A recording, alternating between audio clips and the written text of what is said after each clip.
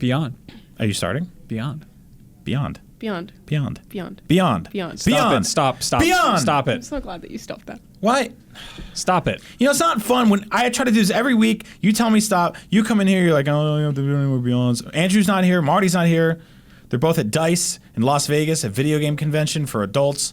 And then I come in here and I do Beyonds by myself. And it's just... Well, you did a great job by yourself. Thanks. You carried the team. Yeah. Thank you very much. You did it really well. Yeah, shut up, Brian. You guys are great. Shut up.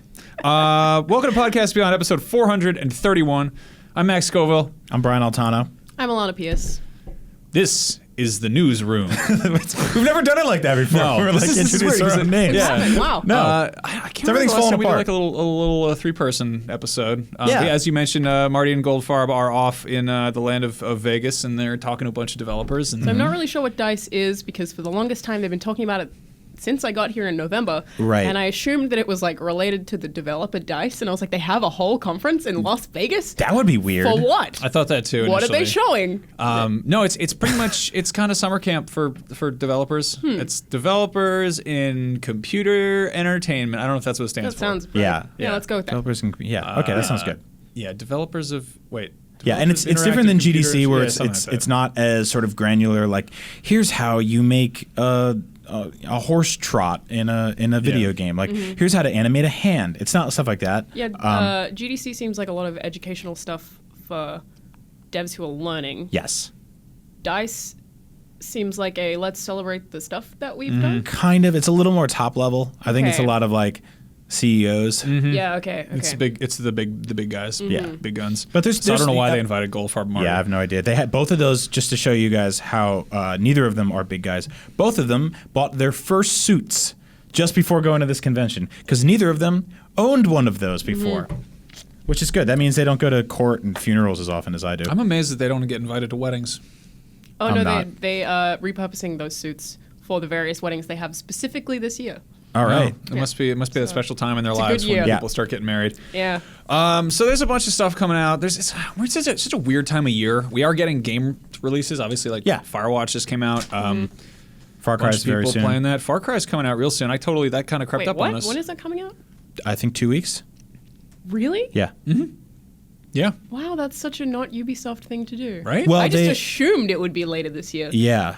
So what they did was they kind of did one of those like, we've been working on this. Here it is. Here's a reveal trailer. Here's a launch date. It's within 5 or 6 months of when they actually announced it. Might have even been shorter than that. And there's no Assassin's Creed this year, right? No. full. Yeah, Ubisoft officially put out that press release just last week after Kotaku leaked the story that there wasn't going to be an Assassin's Creed this year. Then like a month went by, and then Ubisoft was like, "Hey guys, no Assassin's Creed this year," which is very odd because this is heard the it here first. first, yeah, folks. Well, no, This- that's incorrect. There's no Assassin's Creed AAA console game. Yeah, 'cause this we year. already There is a had- mobile game And a there film. is a downloadable game and a film. Yeah. So Yeah.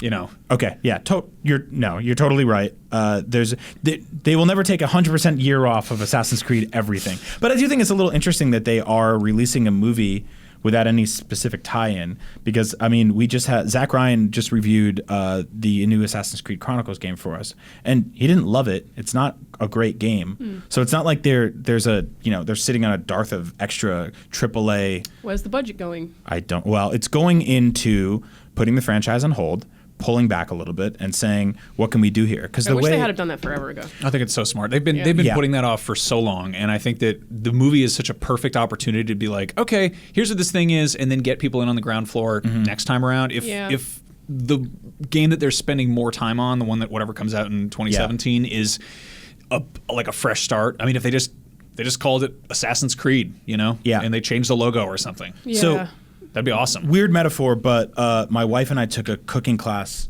in San Francisco on Friday night, and it was a Thai cooking class at this place called Pok Pok in Portland, which makes awesome food. We went there for dinner like a couple months ago, and we're like, oh, there's a cooking class. We should learn how to do that. So it turns out there's so many people in this cooking class that the only way to do it is to give everybody in the class very specific tasks. So I was chopping shallots for 10 minutes. My wife was working on garlic. Somebody around the corner was working on peanut sauce. We all just did different elements of this dinner.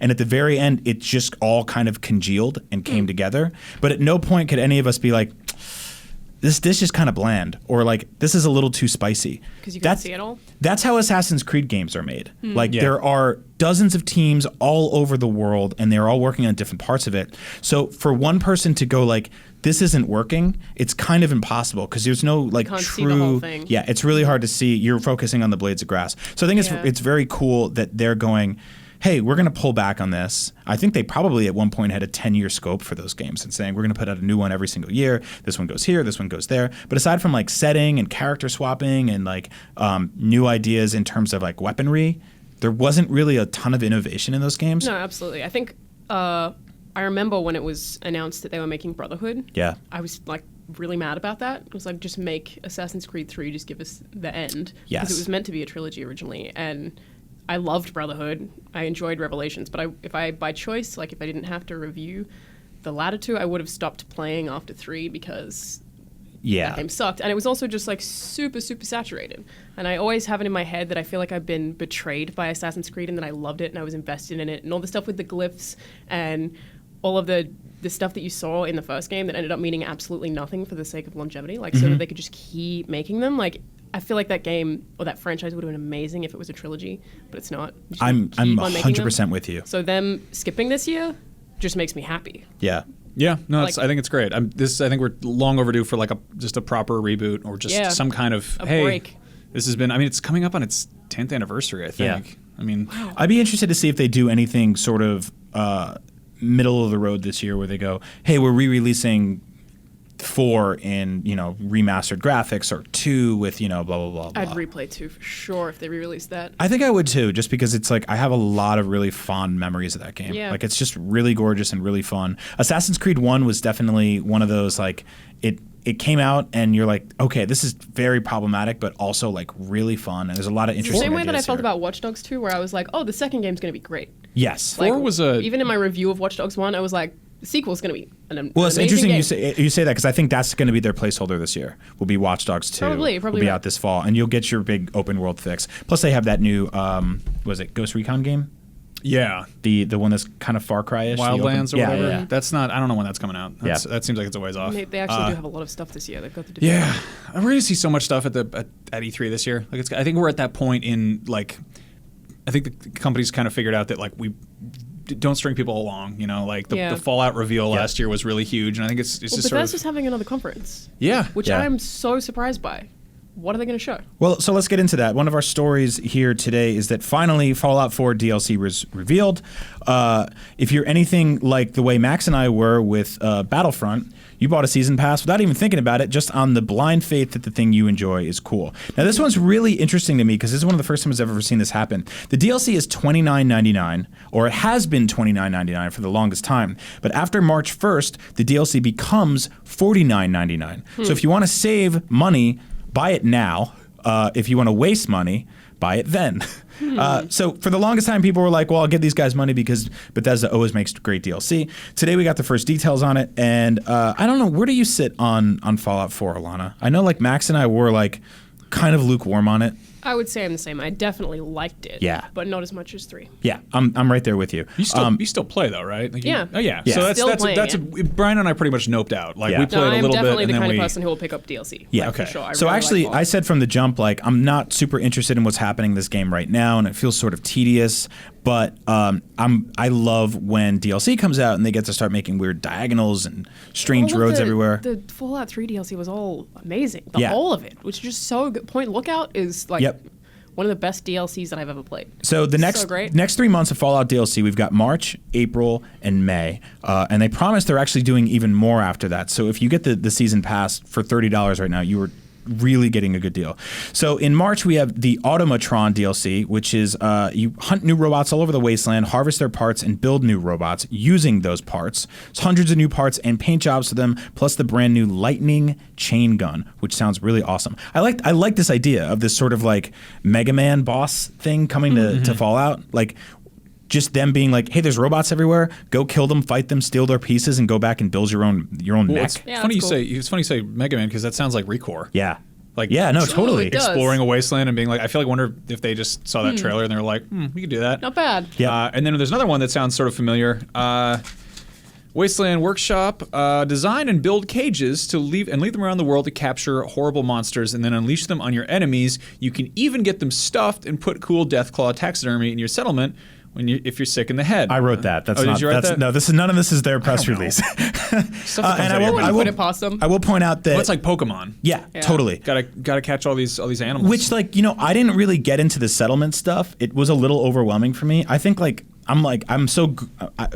was so raised on like Lego and Playmobil that had it been a little more gridded out, I think it would have made perfect sense to me. If it was just like, here's a grid, kind of like The Sims or whatever, you can put this here and there. Once things started getting into like wacky diagonals, like the weird kind of like obsessive part of my brain didn't let things just fit into the right boxes. I get that. So I got really overwhelmed by it.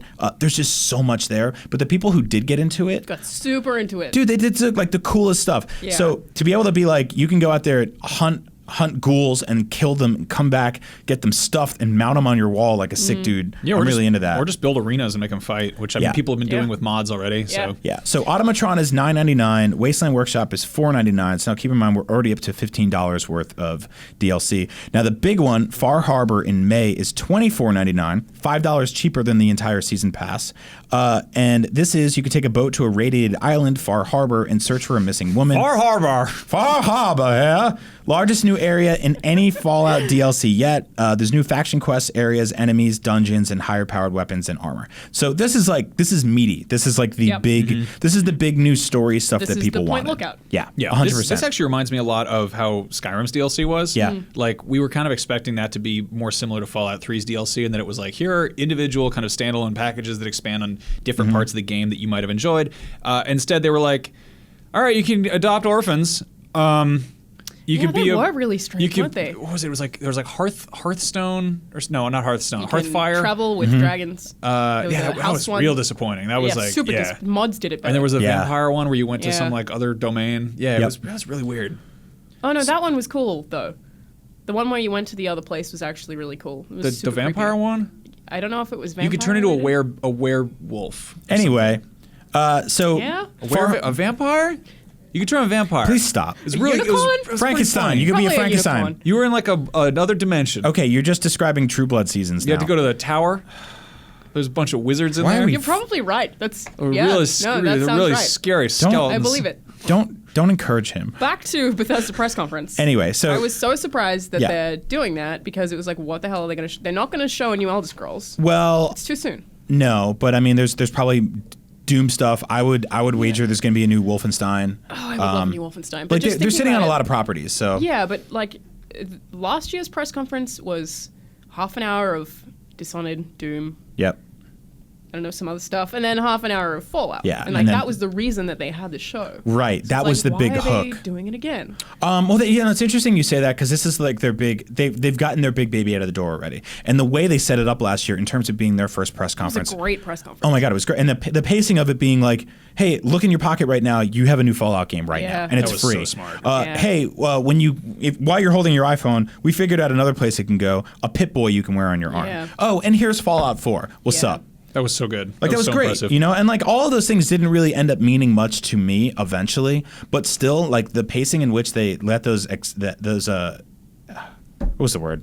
Announcements. I couldn't say the word announcements. I'm It's also tired. just like they spoke about a lot of video games. Yeah. And it was like, sweet. It was all, Yeah. it was- Talk about more games. that was all the stuff we wanted to hear. You know? Yeah. That was all really exciting, fun stuff. yeah, like I feel Pele wasn't there. Yeah. If I had to predict like what Bethesda's going to do for their press conference this year, I think that they're going to open up by talking about Fallout and Yeah. probably announce the next DLC. Because if you look, this is March, April, May. Yeah, and That they've brings got us more. to if they were like, hey, the new Fallout Right, DLC so is maybe available. the next one will be huge. Yeah, it's available now on Xbox One. I feel Yeah. like they'll also talk about mods a fair bit. I'm expecting them to integrate that into their press conference because we Yeah. haven't had a lot of official Bethesda comment on mods. No, Mods not at are all. gonna be, they're going to be certain ones Compatible available with to Xbox One, which so is that's going to be a bonkers, huge yeah. deal, and maybe they'll announce that. But it's still like if they have Yeah. an hour of a press conference, like I don't think we've seen actual gameplay of Dishonored 2 yet. We've Mm-hmm. seen cinematic stuff. We haven't seen Definitely going to be a chunk of that. Yeah, there'll be a bunch of that. It is interesting you say the mods thing because I think there are a lot of people that jumped on Fallout 4 for Xbox One specifically because they knew that was in the pipeline. And it's been a few months now. We haven't heard anything about it.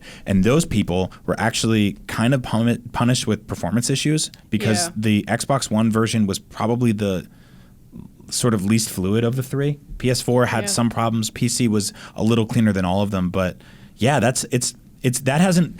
that's been an investment that hasn't really paid off yet.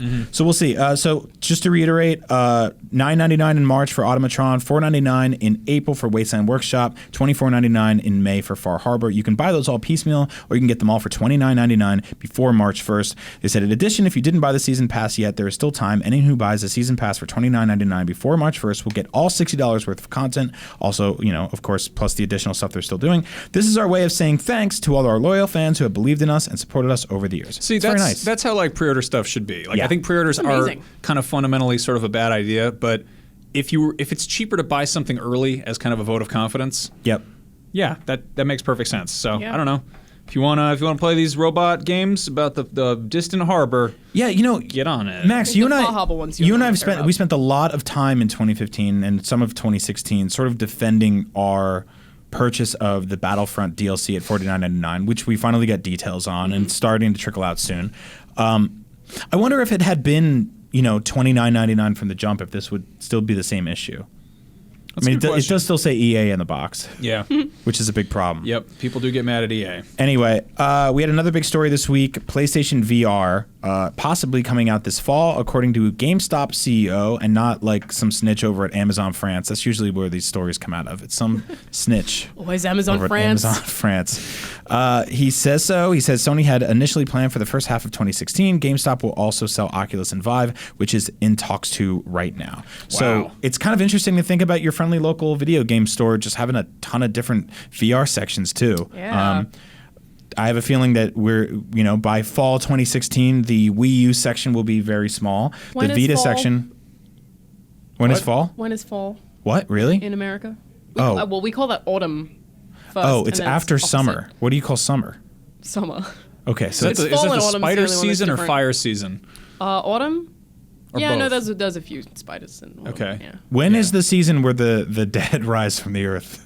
Oh, yeah, that's summer. Okay, that's summer. Yeah. I figured, Yeah. it's hot, gets all that soil loosened up for the skeletons. Yeah, they really like it. To perch atop It's actually really the bat sad. volcano. A lot of people actually die in summer in Australia because it's hot. It's very seldom that somebody stops my train of thought so dead in its tracks as, when is fall?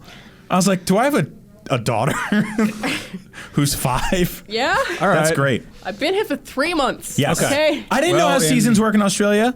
How many months is? I don't know. In what? Fall is 6 September. months, 8? September to June. Nobody November? knows. Okay. So I don't know. Yeah, the number 7 fall podcast. So this means that by the end of this year, there's going to be a bunch of VR sections at your local GameStop, which is kind of gross because if you've ever picked up a controller at a GameStop and walked away with 70 diseases, can you imagine doing that with a helmet? Coming soon to GameStop in your area, pink eye. 70 diseases. A nice staph infection on your ears. Pre-order now. Yeah. Parasites. Get some DLC exclusive lice for your head. It's just going to get really gross in there. Kids are nasty. A lot of people don't know that, but children are they're just disgusting little animal this doesn't sponges. mean they'll have them all playable. It just means they'll sell No, them. but I mean that's how you sell VR, right? Yeah, by playing it. I mean, you got to get your hands on it. Like, I think that's when I first bought a Vita or a DS, it was because somebody handed me one, and I was here for the launch of Vita. I worked at IGN at the time, and Greg and Colin got some in the office, and like people did not want to let go of them. Like we were passing them around. You want to just hold it because it was the most beautiful handheld anyone had ever made, far and away. And that's something you needed to hold in your hand. And I was like, looking at screenshots for games and watching videos and reading articles, but until I was like holding a Vita in my hand, then I was like, oh, this is what's up. Yeah, people always say that VR is gimmicky until they try it. Yeah. And they're like, whoa, this is not gimmicky, this is legit. Yeah, it's easy to look at it from afar and be like, I don't get it. But until you actually try it, and like we've talked about this before, but the Wii kind of had the same problem where people were like, well, these games are hideous, and this is just some crappy bowling mini game. Yeah. And then they swung their arm back and rolled a bowling ball down their living room magically. Video games are gimmicky fundamentally. It's just a bunch of flashing lights and noises. That's a word that gets thrown around a lot in our industry, by the way, and very negatively. Gimmicky. Yeah. And I think gimmicks are cool. Yeah, gimmicks inherently are kind of a positive, cool hook to get you into something. So that's true. Anyway. But yeah, I feel like autumn or fall is like a reasonable time. Like I believe that. Yeah, that makes sense. I think that makes sense. I feel like VR might have been waiting for Oculus to announce their price before acting on it, because I feel like the VR has been done for a while. Yeah, I'm totally with you, and I think that like if they are going to start treating this like it's a console launch, which they absolutely should, yes. like the same sort of marketing strong arms need to go into it as did the PS4. Yeah, they need good launch titles. Yep. I don't know if I told you guys this before, but every time that I've used PSVR, I always will ask the person the question of, they always put it on my head. They always tighten it. They don't let me do it. I'm like, how is this going to work if I'm alone in a room? Yeah. And I have to do it all? And I've never gotten an answer. They're always like, I'm not the right person to answer that, because you don't have an answer yet. Well, because there are other weird, like the slightest inconsistency with placement with one of those things completely breaks the entire experience. You can't see anything. Well, they're also worried about you breaking it. Yeah. Because if it's going to be going on 200 people's heads in a day, then it's sort of... Yeah. They're really if just you trying drop it, you screw up their entire trade show. That's probably pretty worrisome. That would be pretty bad. Yeah. Also, you have head lice now. Yeah. Yeah, probably. Well, they tend to clean them afterwards, but I don't know how well they do it. Yeah. Yeah. No, I mean, I don't think it'll be that bad. I think it'll be about the same as, like, I don't know. Like, I always feel like, what's a good comparison? I mean, I guess like any piece of hardware that you see kind of in the wild, like, right. Even if you're seeing like a laptop at Best Buy or whatever, like just picking it up and being like, oh, like this isn't mine. I don't feel comfortable. Like, I don't want to break this. Like, this is somebody else's thing. Whereas, like, I throw my own laptop around like an idiot, Like, it's like, you throw your phone in your pocket, but the first time you see a phone, you're like, oh, careful, Yeah. So, I mean, we're probably going to have, if we wind up getting VR headsets, we're probably going to break them, Yeah, it'll happen. Yeah. Probably going to Things break. figure out what happens there. That's a really sad thought. You're probably going to break that $600 thing at some point because you don't have that problem with consoles. Yeah, you think that's bad? Yeah. We're all going to die pretty soon, too. Well, Not pretty soon. I mean, eventually. No, I mean, in the grand scheme of things, Yeah, I mean, in the grand scheme of most things. parrots are going to outlive us. turtles by far. Oh, yeah. turtles for Yeah, sure. turtles live a long time. Some turtles live to be 1,000,000 years old. Not like box turtles, though. No, they get driven over. No, I was like, wait, Yeah. what? No, that's not true. That's That's not true. definitely not true. Anyway, we also got a quote from Capcom about Street Fighter V story mode. Street Fighter V is out today. Yeah. Yeah. It's out in the wild. And we put a review up yesterday. Vince Ingenito liked it, despite the fact that it shipped very content thin. Yes. This game is going to Doesn't mean. even have a Kuma. Nope. Well, no, yeah. I mean, He's coming, but there's Yeah. a weird setup here. Like, this is such a, I mean, this kind of goes in the same category as, I would say, Battlefront, with Destiny, Yep. with games coming out that are like, I don't want to say unfinished, but content light. Mm-hmm. Like they finished some Yeah. portion of it and they wanted to get it out either because of earnings. Vince's big theory is that they needed to get it out before Capcom Cup because Yeah. they can't have people playing Street Fighter 4 still. Like they have to basically. I feel like, I mean, I've played Street Fighter V a bunch of times. I think the earliest I played it was like maybe June last year. Maybe, I don't remember Probably. It exactly, was but a- I played it a long time ago, Yeah. and it felt the same as it feels it was now. at PAX Prime. Right. Yeah, so you might have played it so there. probably around that. You're Yeah. not like a pro player though, right? That's true. Yeah, you're and jumping I wouldn't in. be able to recognize differences in balancing and stuff Yeah. like that, but it's not that different, and it's I mean, what took them so long. They're probably to also make nailing nothing. down netcode and stuff, and I mean, there Yeah. are people Yeah. who are looking at frame data. Like it's one of those things where Yeah, that's true. it is like fighting games are easily the most iterative, like just integral, like minute, like. I mean, they also have to be fine-tuned- perfect. Yeah. The Because stuff, they're the not stuff that we don't full think about, like the pros when they play those games, they're seeing it like in Neo mode, basically, where they can see the hitboxes and they know exactly how much damage each thing does and how far they have to be to throw a certain thing. Whereas a lot of other people just kind of jump in and they're like, "Oh, I like Guile," Yeah. and they start punching. But the main issue with this game is that it shipped without like a sort of dedicated actual arcade mode, which Street Fighter always had, Or a tutorial. Or a for that tutorial. matter. Like it doesn't teach you how to play it. And it doesn't have a story mode. So they did weird. say that story mode is coming. Side note, they haven't mentioned that arcade mode is coming. That actually isn't part of their officially announced roadmap yet. Oh. So I think that the weird thing about games now is that, the big argument is that, when we bought Battlefront, well, the old Battlefront had everything in the box on day one. Got it. The old Street Fighter had everything in the box. Like Killer Instinct, when it came out on the Xbox One's launch, had just a few fighters, and it was free to play. Yeah. And you can download the game, and then you could get additional fighters and stages and modes and stuff like that. But you could play it all. Whereas when I bought Killer Instinct for the Super Nintendo or Killer Instinct Gold for the N64, the game was there. Everything was just there. I never looked to those games like, wow, story mode. But still, it was kind of cool to be like, to see a Street Fighter match end with like, go home and be a family man. Yeah.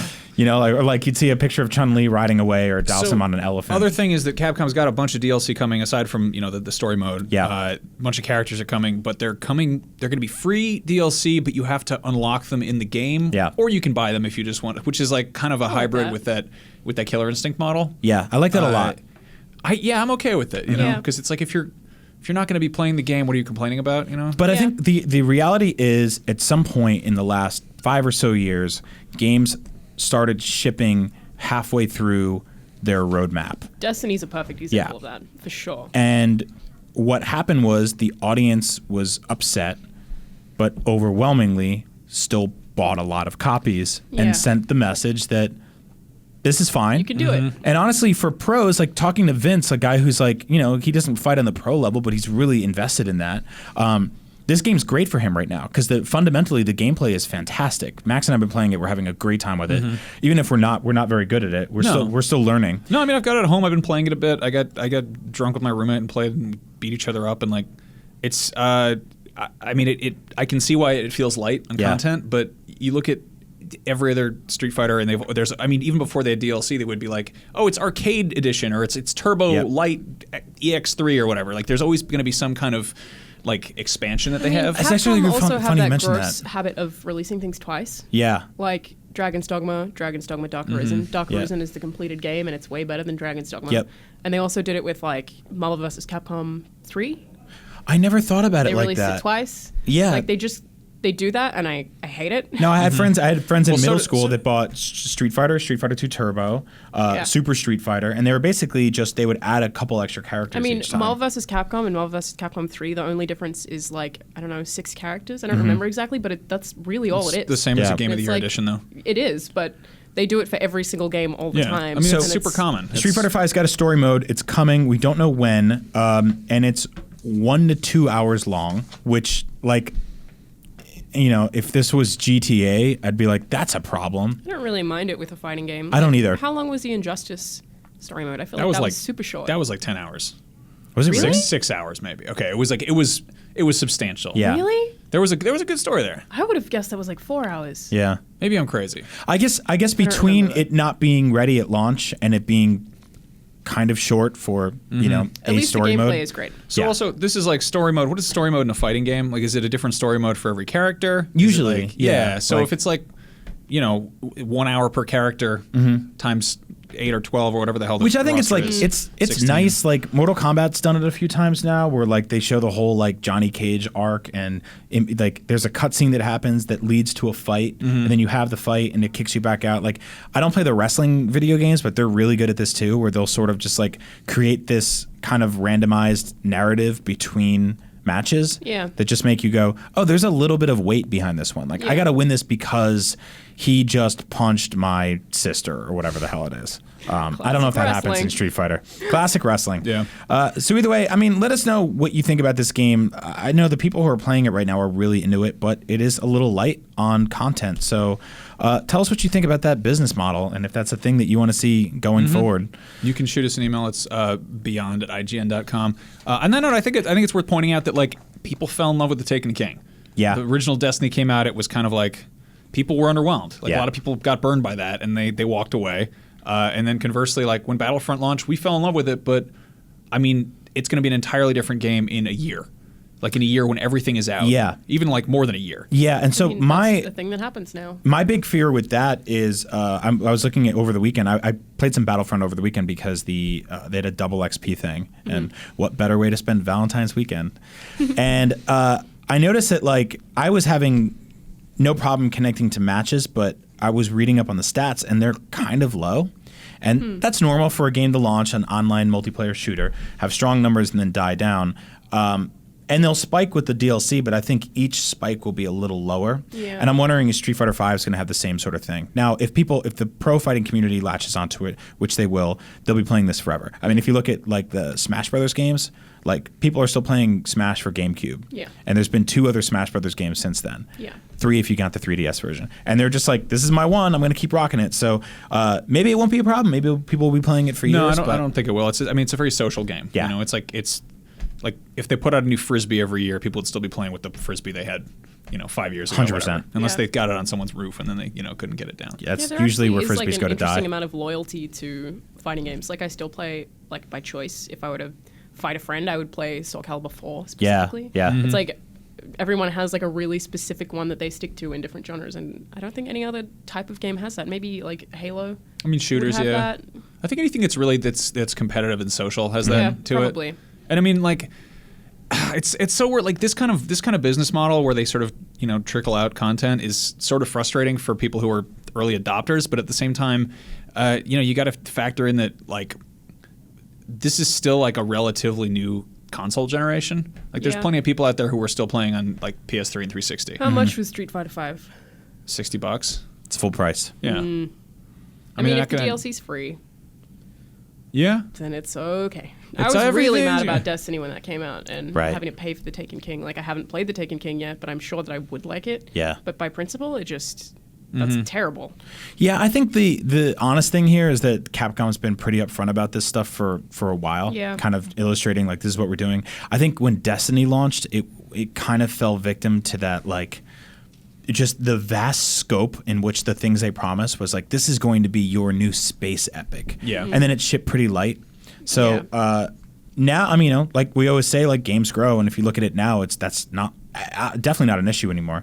So it'll be cool to come back to Street Fighter 5 in a couple months and be like, where is this thing now? How's it doing? Anyway, Max, there's a birthday this week. Yeah. A little baby boy. A little friend of ours is Our little son. Our weird little friend, the Vladimir PlayStation Vita. The Vita. Vincent Von Vita. Vita turned 4 this week in America, Yeah. which is 12 in Australia. And that's 102 in handheld years. Yep. Man, so that's cool. We all love the Vita. Yeah. Alana, what do you think of the Vita? I've almost never used a Vita. Really? What? Yeah. We got like 3 in our houses floating around. How do you almost Yeah. never use something? Got a bunch of Vitas. Like I've never owned one or had a Oh, lot of okay. access to one. Right. So when I had played it, I really enjoyed it. I liked Hotline Miami on Vita a lot. But I've never like finished a whole. Andrew really wanted me to play something Persona related. Yeah, he's always when trying I to was do on a that to flight to people. New York, but apparently the Vita was dead. Yeah, you would have been able to pay like 20% of that game. It's a real long game. Yeah. Yeah. Sounds about right. Yeah. No, it's a wonderful handheld. The thing that I think comfortable. it has going kind of worst for it in terms of it being obviously it's a handheld, so it's kind of a personal device. So it's not really like, hey, come over and play my game with me.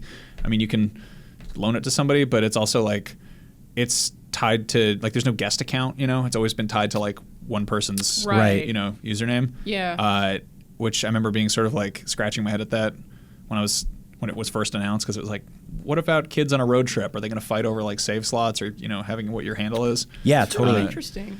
I mean, it's a really wonderful little device, though. It's kind of I think they're sort of dead in the water in terms of like main AAA development, but we're still getting new titles for it. There's a game coming out this week called Super Blast Deluxe. Are you prepared to blast with Red the Imp? He's a mischievous little rascal with a ferocious appetite for chilies. I'm prepared to blast with that imp. Yeah. He has been tasked with lighting up the skies to keep the party going, and he plans to spice up the night before the sun comes out. There you have it, kids. I will say PlayStation Vita. you've gotten accusations in the past of being snarky in the way you read those. I don't think there's a way to read that No. without sounding like what happened.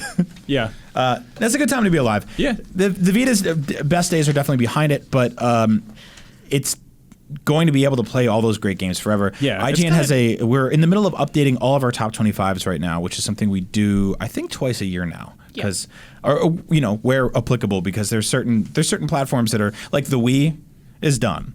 We don't need to update that one. Yeah. That you can say goodbye to that one. They're trying to get rid of games from previous gen on the lists yes sometime this year. So we're not going to have GTA 5 on the PS4 list anymore. Which I'm totally cool with, by the way, because I think it's like I don't know. It's good reader service to come in and say like. These are these games that defined this console. Yeah. And I don't know if like we needed it at the start to flesh it out because there wasn't enough games. But Yep. I think now, I feel like the PS4 has a pretty strong game library. Yeah. Xbox One does as well. So I think it's a good time to get rid of. And on that note, we are starting to see kind of more backwards compatibility. Xbox One has it. PS4's obviously got PlayStation Now. Vita has a whole bunch of awesome like PlayStation 1 games on there. yeah. Yeah. So I mean, that's It also good has stuff. it definitely has a long list of games that are exclusive to it that aren't just ports or at least like original ports where they've done something different and new enough with an IP. Mm-hmm. And there's still games coming to it, so go check out the top 25 Vita. If you haven't bought a Vita yet, like jump on that. I'm sure the prices are only dropping, although the memory cards aren't. Yeah. They are still stupidly expensive. Because they made them out of a special space rock. Is that called unobtainium. Is it like, are they meteor? Like what is going on? I had to go to the planet Pandora and mine. Is it moon rock? They had to mine it Unobtainium? from the Navi people. No, but like seriously, it's absolutely ridiculous that it's like $68 to $80 for like a 32 gigabyte memory card. Hey, you Probably know just what? because people have to buy them. You know, a game you can totally play on a PlayStation Vita. What? Avatar, James Cameron's Avatar. Really? For the PSP. You can play James You can get PSP. Why are you games on saying there. it like that? Avatar. Vita? James Cameron's Avatar. He's not Spanish. James Cameron's Avatar. Jobs. Cameron is Hola. Spanish for Donde es la Avatar? means prawn. So my thing with not buying a Vita is that like if I were to, I really like the 3DS. Yeah, Love the game library on the 3DS. you're a traitor. I get it. I just can't. Like, if I have access to a 3DS and all of the rad stuff on that, what's the selling point for the Vita? The Like, screen. The screen. Yeah. It is. But there's a lot of stuff that I can play on PS4. Well, yeah. Okay. So listen, I'm a huge old school Nintendo handheld guy. It's like one of the first things I started gaming on. I brought a Game Boy to school in like second grade. Like that was my first time I could be like, I'm playing video games on the bus. And not like some crappy Tiger Electronics garbage, but like the first time you could like actually play a game like that. And there were Mario games for it. They made a Zelda game for it. Like they were all really cool eventually, and eventually had a great library. The one thing Nintendo has always emphasized over PlayStation is that they want to make something that's cheap, easy to manufacture, and is incredibly resilient. And A child could hit it with a hammer. A child and could it would hit be it with a fine. hammer, and then they would replace it within a week for free. That doesn't work on PlayStation. Like Sony is looking for a higher barometer of quality. They know that like adults are going to take this, they're going to put this in this like little man purse in their satchel, and they're going to travel and they're going to take it out like it's this delicate thing. You don't just like, you can take a DS and chuck it in the backseat of your car. You don't do that with a Vita. You hold on to it. And like having played a ton of games on Vita and then going and jumping and playing not even just the same games, because that's night and day, but playing any games on 3DS, like there's a noticeable drop in screen quality. Like it's just not the same. There's also like more of an emphasis on touchscreen stuff, whereas on Vita it's like it's kind of understated. It's more specifically the game library that I'm talking about. Like, Okay. The 3DS Yeah. has an incredible game library. Well, yeah. Well, yeah. I mean, it's so when They're Nintendo games. Yeah. Well, I will say that like Nintendo put all of its strength into first-party development on the 3DS and the DS, and it's got a really good, robust library there. I think Sony. What are some of the best like Vita titles? Like Hotline Miami. Melee, Yeah. Hotline Miami.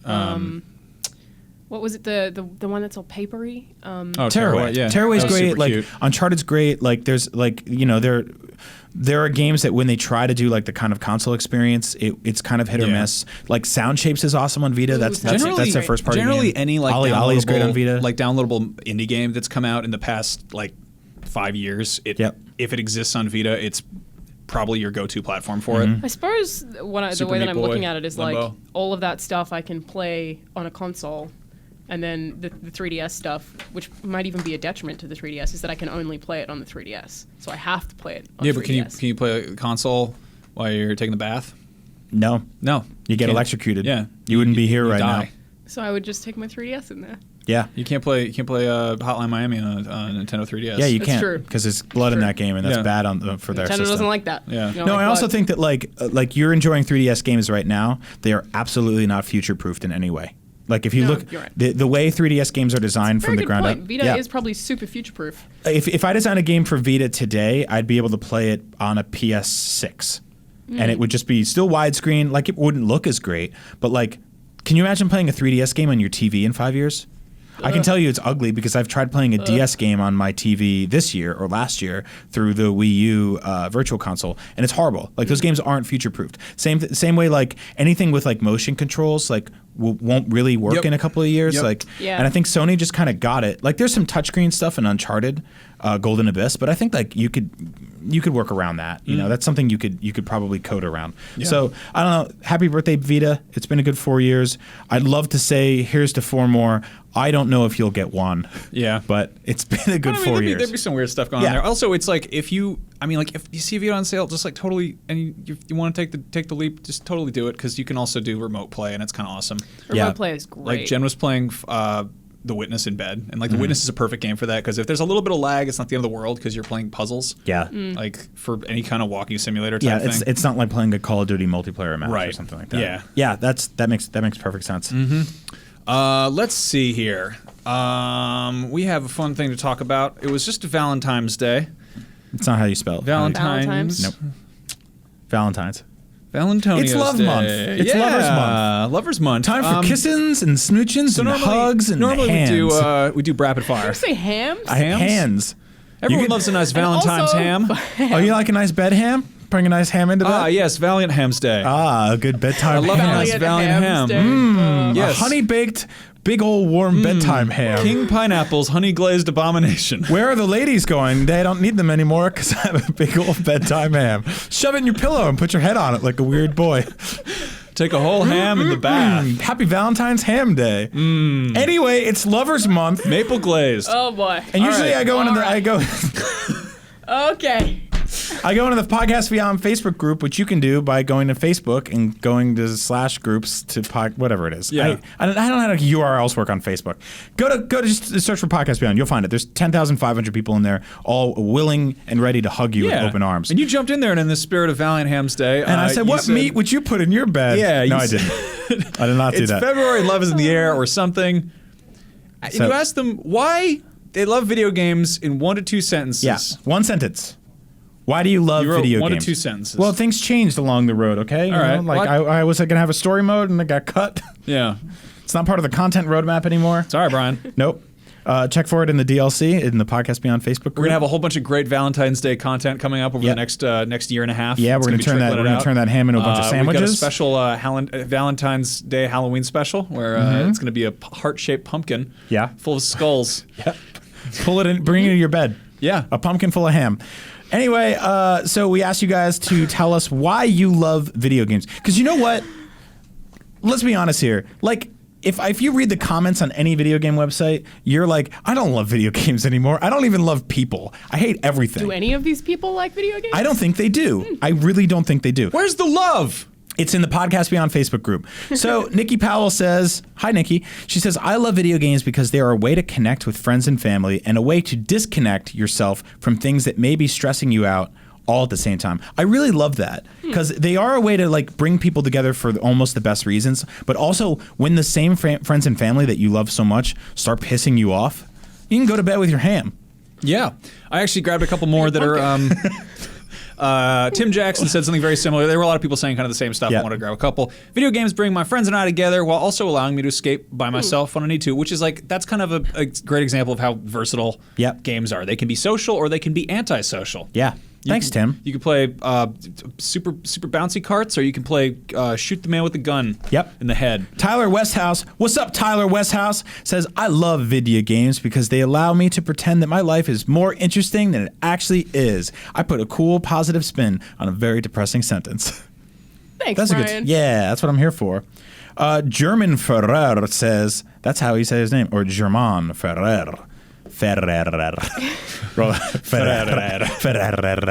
says, video games sparked my interest in computers at a very young age, and I ended up making a career out of it. Hell cool. yeah. So did we. Yeah. Yeah. Look at that. Look at us. That's cool. I don't mean to gloat, but that's like, I don't know. That's the kind of thing is video games are like, they do teach you stuff. Yeah. Like they... Hashtag The Witness. Yeah. Witness teaches you how to hate a man named Jonathan Blow for filling your mind with puzzles. You can Make you also angry. like, Yep. you can get a job because of video games that has nothing to do with video games. Yeah. Like problem solving or music or art. Like there's so many things you can do that you get inspired by. Like I was drawing for the longest time, and I wanted to go to art school because I grew up like drawing video game characters and maps and stuff like that, and making fake box arts and like I started a video game magazine with my friends in second grade that we used to go into the library and print. I did that too. Isn't that cool? Yeah. And now we do that for real? I totally it's so did cool. that. But I mean, like, I went to art school because I love drawing like fantasy worlds and video game characters and weird robots and stuff like that. Yeah. Do you remember like it was your inspiration? Yeah. whenever they had like a computer in like the classroom when you're growing up or whatever, and you didn't care it had a word processor, you cared that it had games on it. Yeah, Isn't that absolutely. so weird? Yeah. It's so weird that there were video games in almost every one of my classrooms growing up. And they weren't great. It was like Reader Rabbit, Math Blaster, Yeah. Oregon Trail, like Donkey Kong Math or whatever, like garbage versions of things that I liked. I really hope that games get used more kind of in conjunction with education I moving totally forward agree. because like I helped make a video game. Like I was hanging out with my friends who were going to Santa Cruz for game That's design. collusion. And they I don't know, like they had me doing art and stuff, and it was learning how you take a picture that's like a PNG or whatever, and how they put that in a game. And it was like super simple stuff that I should have probably been able to figure out on my own, like kind of make sense of. But like that, my pal Anthony Carboni, we all know Anthony Carboni. He always likes to say like, video games are when you take math and put it in a computer and cowboys come out. Yeah. And it's like that's kind of like it is magical in that sense. Like there is an underlying kind of like a lot of really complicated shit goes on in there, and it's kind of cool that we get like this cool space age toys. Yeah, I would love to see video games in classrooms again. I don't know if they stopped. I stopped being in classrooms again, so maybe they have changed. I imagine they'd still be there. But no, when I grew up, there was computers in every classroom, and you could sit down and play a video game for a little while, and no one yelled at you for This it. game that I had on Mac in the first primary school that I went to, back when there were like those colored Macs, and they were like this weird triangle shape. Yeah, they look like N64s. IMAX. Yeah. And there was this one dinosaur game where you had to like go around and collect eggs and avoid the dinosaurs. Oh, Egg Catcher, the Dino Dude. You made that up. Yes, totally. But it was amazing, and my memory of it is just like I was so passionate about that, and we would talk about it at lunchtimes, and the only way that we found that was because like in computer class it was ending and we'd done our work and someone started playing it. Wow. And then everyone just like became obsessed with this one game that I don't remember the name of. I don't remember a lot of what happened in it. I just remember being super passionate about it and having that be like a community thing where people would be like, "Do you want to go to the library at lunch and play the dinosaur game?" You'd be like, "Hell yeah, dude." It was just really nice thing. In middle school, we didn't have video games in school, but there was a game that came out for Super Nintendo at the time called Alfred Chicken. Oh yeah. I don't know if you remember Alfred Chicken. I love but Alfred Chicken. Alfred Chicken also had another thing that they don't make anymore, which was a hotline, and it was free. And you could call the Alfred Chicken hotline, and Alfred Chicken would deliver a message to you. And we had phones in every class, and I used to go on the speakerphone right before the class started, and I would call the Alfred Chicken hotline. And halfway through the teacher's lesson, it would go, "Hi kids, it's me, Alfred Chicken," and he would start babbling. And eventually, my teacher was like, "Shut that chicken up! I don't want to hear that. I'm never want to hear that chicken again. Don't ever call that chicken again." So that's why I think video games should be in class again and not phones. Thanks, Brian. I you was for going to that. read the next one, but I'll let you guys do No, that. no, you read the next one. This one's horrible. Why don't you do it? I don't want to read that one. Okay. Someone else. Patrick Kennedy says, because it's the second best thing I can do with my hands. The first thing is praying. I was gonna say pottery. Actually, you guys are all Like wrong. be religious It's going into your ceramics. fridge, pulling out a nice, hearty fall ham, and carrying it to your bed and laying it to rest. I love to have a nice solstice ham around the winter. All right, Sarah Crow said, "I've learned a lot about both the world and myself through video games. I think that's pretty neat." I think that's pretty neat too. I also think that's neat, Sarah Crow. Isn't that weird to learn about the world through video games? Yeah. Yeah. There's so much stuff that I've learned about the world through Lupe Fiasco. Okay. What game is just won that? the Street Fighter tournament last night, so close enough. Yeah, relevant. But Lupe Fiasco is an iOS game. Lupe Fiasco is that dinosaur game for iMac where you go around collecting eggs. Have you ever played Bedlam in Bedham? no, it's not a thing. No. Why would you Oh. fall for that? 30 minutes into I this trust joke. you, Brian. You just keep ruining everything. Don't ever trust A me. lot of lies. Regret. Always plenty of lies. And finally, Matthew Baglini says, video games are the perfect intersection of art and technology, showcasing the greatest advancements in music, illustrative, and computer-generated art, storytelling, and programming. Damn, nailed this it. one. Nailed I it. love this answer. This is my favorite thing Yeah. because really, like, video games are like totally the cutting edge of interactive of just media, of how people make things. Like, Yeah. you know, you look at how thousands of years of people learning how to arrange noises to make sounds or put words to a page to form fiction, fake things, make stuff up, or like paintings. God, how bad was music before somebody figured it out? Like, for the longest time, you probably had to be like, yeah, that's real good, Bob. I like, shut up. That's the word. What are you doing? I feel like video games never had that. I mean, when Space Invaders came out, Pong came out, people were like, yo, this is sick. Yeah, there were some really bad games back then, though. there's plenty of bad games. I mean, still bad games now. Yeah. Yeah, there's always bad. I mean, it's kind of weird because we're at this point where games are starting to kind of take different shapes. We've got stuff that's kind of like throwback to more like old-fashioned stuff, and there's always going to be AAA cutting-edge new stuff. Yeah. And everyone's trying different stuff. You've got David Cage who's trying to make like, cinema with games, and you've got... And then there's stuff like Sound Shapes. Yeah, Sound Shapes, which is... And that new Avicii game that's coming out. Yep. I actually really like interactive sound. I really like that as a Me too. game genre. Me too. Like Child of Eden is another really... That's such a cool thing that exists. It's why I love like Lumines. It's why I love like Electroplankton. Like these are weird, quirky, awesome music-based games or sound-based games that just work. I like the whole idea of a song evolving as your gameplay improves as well. Yeah. Like building, like Sound Shapes did that really well of like, as you, and it never really clicked with me like rhythmically, but like the fact that they called up Beck and they were like, hey dude, you want to give us like 15 original songs and then we're going to have like a square jump around on some weird blobs? You're like, yeah, sure. And he's like, yeah, sure, whatever, here you go, here's some B-sides. Avicii's making a game now and that's a pretty big deal. Like I don't know how much they're paying him to do that. Yeah. I feel like it'd have to be a pretty big amount. I don't know if video games are art because I hate that debate. But I know that they're full of art. I know they're full of the things that we call art. I mean, I think we taught computers how to make art. So interactive, and that's awesome. Like music is art, and drawing and painting is art, and sculpting is art, and all of that makes its way. Like sculpture is designing a character in 3D, right? That's effectively sculpture, and making sort of giant backgrounds and stuff like that, which are painted or hand drawn or computer generated. That's all art. So, I mean, I think all of it coming together is in itself its own art form while also being hundreds of different pieces of art. Like video games get concept art books. Yep. There's art somewhere there. I don't know where that debate is because then you have to get into the what is art debate. And somebody's like, well, you wrote Armut on a toilet. Is that art? Kind of. Yeah. Yeah. Like, I mean, yeah. It doesn't mean that it's great. Like, you can be art and suck. It's really bad art. It's just bad art. Like, There's still totally room for like weird experimental games. I mean, we're seeing lots more of them. I love that. Like, look at like stuff the Arcane kids do. Like, there's that Bubsy 3D game where he goes to the LACMA and then dies. Yeah. And then there's the one where you go in the room and then it fills with snakes. Remove 1,000 snakes. That's a good game. Yep. These aren't actual lies. You should just Google those. Everybody. Yeah, that's a real game. Yeah, those are really cool, weird art games. Yeah, I think as things grow, like if we look at games like Firewatch and Oxenfree and Gone Home, these are games that people have figured out how to tell a story in just a few hours. Yeah. Using and the medium of also make video it games. interactive, which is, I mean, only video games can really do that. I can't think of anything else that manages to make that's. Good work, Matthew. That's a beautiful sentence. Yeah. Yep. Thank you, everybody, for being positive. That was really awesome to see, especially on Facebook, which is a toilet bowl that says a dude's name on the side of it. What? What? Oh, I get it. Oh. Like art. Okay. Nice. That was a good throwback. Yeah. So there's games coming out again. They keep making them. Somebody is doing it. They've got a real big computer out there, and they're typing away in the good old codes. So February 16, 2016, we've got the Honey ham for bed boys. Huntington's Big Hams.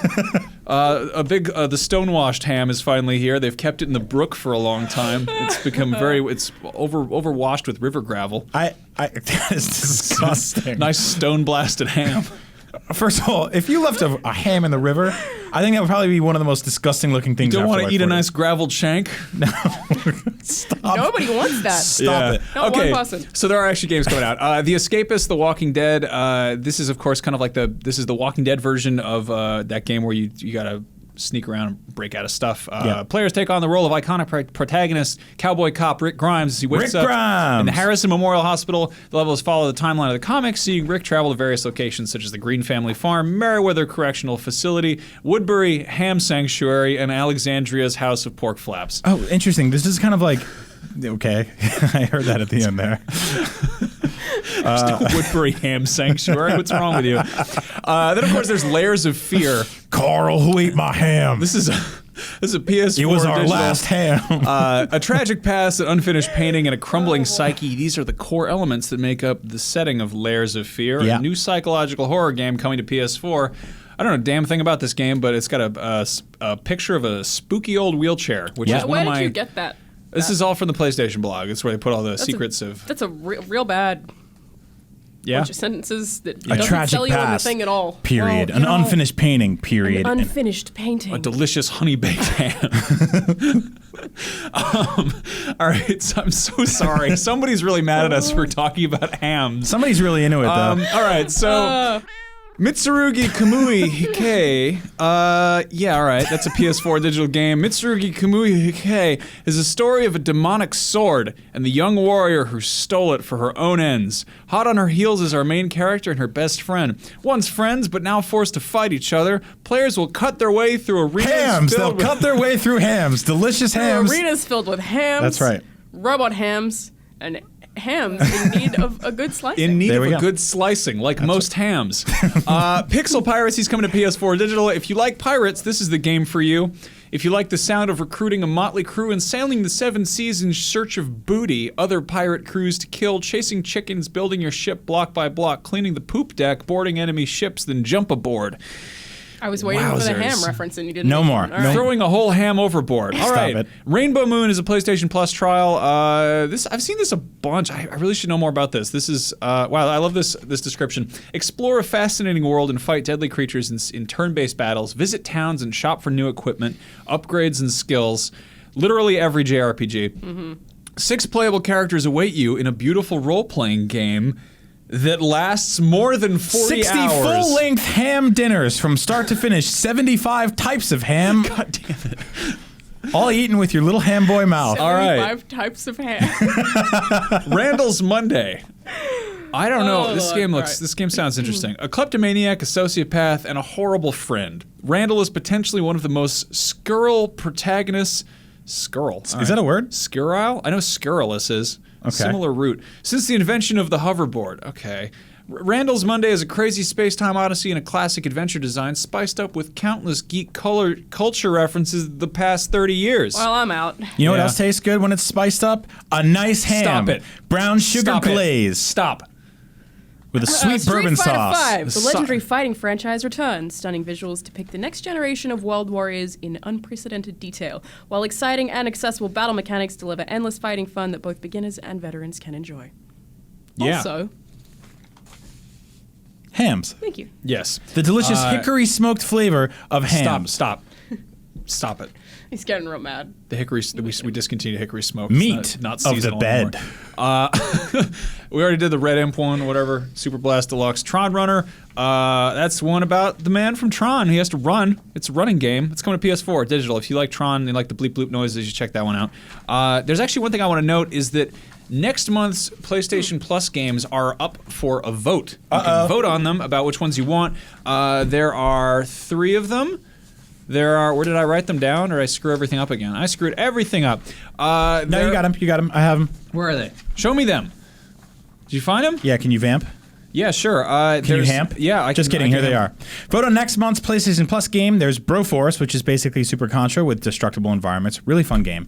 Action Hank, which is Toy Story meets Sonic the Hedgehog. So I've watched this game kind of in its gradual development. It's just like a little 2-person team, and it's super funny because you play as this basically washed up action figure who's like looks like a fat Mario in like a tank top, and he's just sounds cool. is all gross, and he's just he runs around like Sonic the Hedgehog on all these basically Hot Wheels tracks, but he slides on his butt.